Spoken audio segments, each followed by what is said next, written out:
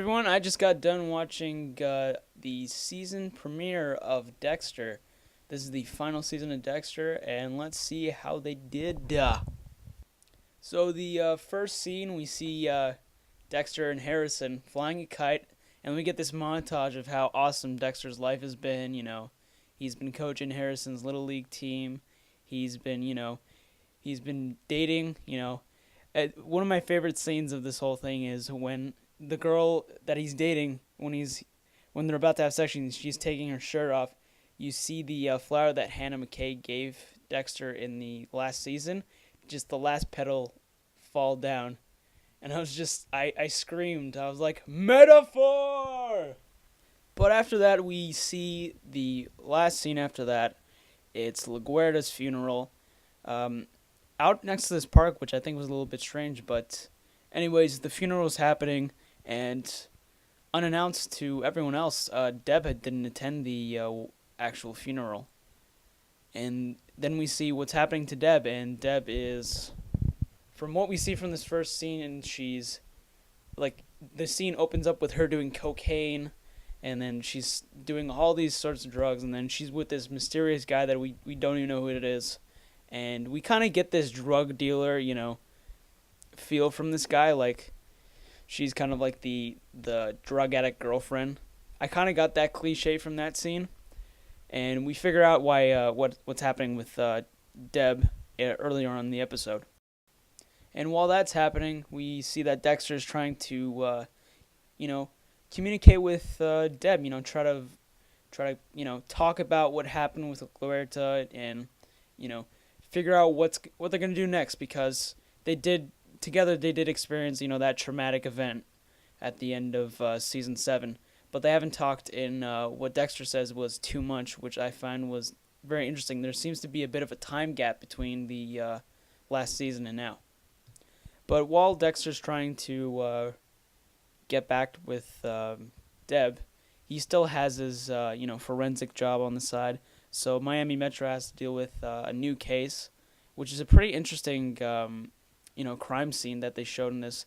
It's there was a guy who just came. I think they got the body from the water and they pull it out, and I think maybe one of the back hemisphere of his head was completely severed, and then inside his brain there was like a little piece scooped out. So there's that mystery. So while Miami Metro's trying to solve that, we get an introduction to a new character called Evelyn Vogel, played by Charlize Rampling. She's introduced as a new character. She's an author of a book called Crave to Kill, and she's also a neuropsychologist. And she's been brought in by Miami Metro to sort of work alongside with this new case that they found at the crime scene. And apparently she's like, Masuka calls her the ghost whisperer of serial killers, I believe. So she seems to be kind of intimidating character towards Dexter, because there's a scene where she kind of singles Dexter out when it comes to the victim, and we also see how Dexter himself is nervous around her. I think he might be actually intimidated by Miss Vogel, which is really interesting, dynamics when you think about it. Her introduction as a character in that in the one scene in the morgue, it was okay, but when we get to the end of the episode, it seems like her part in this show is going to probably be bigger than we originally thought, and it's going to be more, what's the word I'm trying to look for, kind of unique. I think her role in the show is going to be kind of unique, considering all the different kind of characters that affect Dexter's life. But one of the reasons I think Dexter is so affected by Miss Vogel is that, then again, one of the big themes in this entire episode, which I thought was really well done, is Dexter seems to be lost without Deb. And they even go at a point in the show where he says, outright just says, "I'm lost." And the scenes that we have with Dexter and Deb, these are really well acted scenes with we have Michael C. Hall and Jennifer Carpenter doing great jobs, as usual in this, especially Michael C. Hall.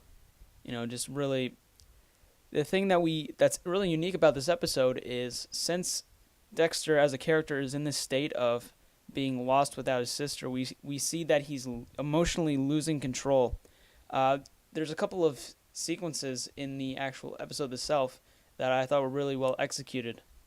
One of the scenes would be when Dexter's on the highway and it gets cut off, and then he just gets fucking pissed, and he cuts him off, stops the car, and then goes up to the driver and literally almost kills him. And if it wasn't for that guy's kid being in the back, I think Dexter would have literally killed that guy. And another scene would probably be when Harrison's in Dexter's office and he knocks over, I think it's a vase that was on LaGuerta's desk, and then Dexter just, screams at him, just telling him, like, this is your fault. And it's really interesting in the scene because throughout the entire series, the only really times we've seen Dexter become, like, extremely emotional is when, like, extremely critical points, like Rita's death, when Deb finds out that he's a killer, like, those, like, hard moments that really affect him, not just, like, dropping a vase, a useless vase on the ground, or getting cut off at the freeway. So seeing Dexter, kind of like losing control, and how that, contributes to him and his mind state, not having Deb in his life, really makes his relationship with his sister even, more fleshed out. And I really appreciate the writing on this one. And speaking of Deb and Dexter's relationship, Deb fucking hates Dexter now. She just outright says it. And she says, quote, "Dexter, you've made me compromise everything I stand for." And really she has, or Dexter has. And the scenes when Dexter's trying to still reach out to Deb, even when she's with the Briggs, the drug dealer that she's with, those scenes are definitely interesting because we see, it's the conversation that we should have had at the very beginning of the episode.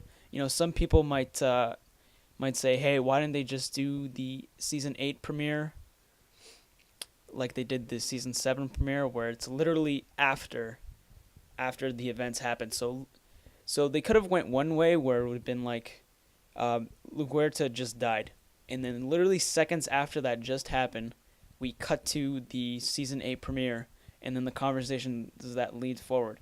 That would have been interesting, but I think we still get to see those types of conversations come up in these scenes, and I'm completely fine with that. So the last 10 minutes of this episode, I think they're very critical. Probably the biggest, plot points that happen in the last 10 minutes. And I'm probably going to go right now into spoiler territory. If you just want to see what my score is for this episode, click the annotation and it'll just take you to my score. But right now I just want to go into spoiler territory because those last 10 minutes are, very crucial to this episode and to the future of the, Dexter season 8 episodes. And now, okay. So at the last 10 minutes, we have Dexter dealing with, I think this is maybe his third or second attempt to get Deb away from Briggs. But this part is crucial because he knows that there's an assassin hitman after not directly Deb, but he is after Briggs, and of course Deb is there, so Dexter thinks she might get indirectly hurt from the possible hit that's been put out on Briggs because of the crime that he did against the mob-owned jewelry store. So under those circumstances, the pressure keeps on piling up. We have Dexter doesn't know where Deb is, and then he has to watch Harrison, and he just figured out there's an assassin after Briggs who just so happens to have Deb with him. And then it just keeps on piling up, and then we see how Dexter reacts. And it's very interesting, really. So, and especially what happens in the hotel when, Dexter just loses control. And, I remember watching that, and as soon as Dexter stabs Briggs, I was just yelling out, "No, Dexter, why are you gonna do that?" I understand he's lost, he's losing control of himself, but I think he even made it a little bit worse, unfortunately. And the last 10 minutes, or not even, like, maybe the last 2 minutes of this, very close to the end, we get a little bit of a sneak preview into a kind of character that Vogel might be. I mean, she even says, like, Harry's code, and I'm really interested to see what's going to happen now. I don't understand this huge mystery right now. So I'm really interested to see what her character is going to be like. According to the trailer that's after this episode, apparently she's going to be a big part. She's going to be a very supportive person. There's been a lot of talks of her being a villain, but, she can change. We saw what happened to Hannah McKay. She went from being, suspect to murder, target of Dexter, and then basically love interest for Dexter, and then villain again. So it's very, these roles are very topsy-turvy, so it's going to be interesting to see what Ellen Vogel is, her character. So I'm going to give the Dexter Season 8 premiere a 8 out of 10. I thought this was a great episode, and definitely a really unique episode because we never see, Dexter losing control, and the acting, performances, the different characters they're introducing, the plot points, the story. I'm definitely, I'm really interested in, and I'm definitely really excited for the next episode. And this is the final season, so they can do a lot of really interesting stuff with this, and I'm really excited. Alright, thank you for watching. Make sure to like and subscribe. Also, you can check out some of my comic book reviews. This week I'll be reviewing Dexter issue number 1. This is a new comic book coming out from Marvel that's being written by the author of the Dexter books.